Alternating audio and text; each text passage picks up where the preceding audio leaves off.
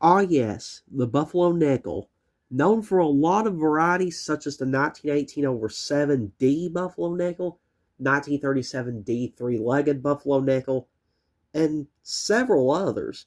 But in the midst of that, there are two different types of Buffalo Nickels, one with raised ground and one with the ground you see here. I'm going to tell you how to tell between raised ground and type 2. I'll just say type 2 in case you don't know. So first off, this 1934 is a type 2. All Buffalo Nickels minted from mid-1913 to 1938, which is their last year mintage, are going to be a type 2. Now, type 1 Buffalo Nickels were minted in both type 1 and type 2 Buffalo Nickels were minted in 1913, which is the raised ground you see right here.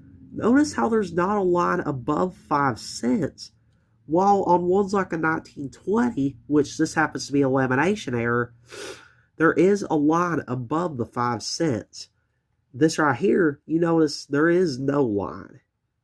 Now this 1913S, I would actually sell it at the About Good gray sheet bid, but 1913 Type 1 and 2, if it's the S mint mark, this is actually one of the rare key dates of the series that doesn't have to be a variety. Buffalo Nickels, basically 1913S Type 1, 1914D, 1913D Type 2, and 1913S Type 2 are many of the key dates that aren't varieties. And 1913S Type 2, you could probably get $100 out of this same coin. 1913S Type 1, though, $18 an AG. I'll pull up some gray sheet values for you on the screen. Here is 1913 Type 1. The Philadelphia, the top one you see right here, G4 value is $7.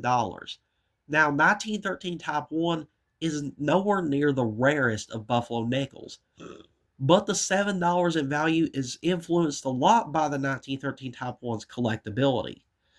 The 1913 Type 2 Philly is the same, but look at these results right here. 1913D Type 1 versus Type 2, $12 versus $95.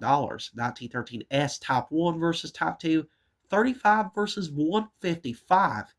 You got 1914D, but other than that, it's 1916 DDO, 1918 over 7D, 1926S, 1935 DDR, and 1937 D three-legged Buffalo Nickels that, well, yeah, that's basically the only key dates outside of the Type 1 and Type 2s.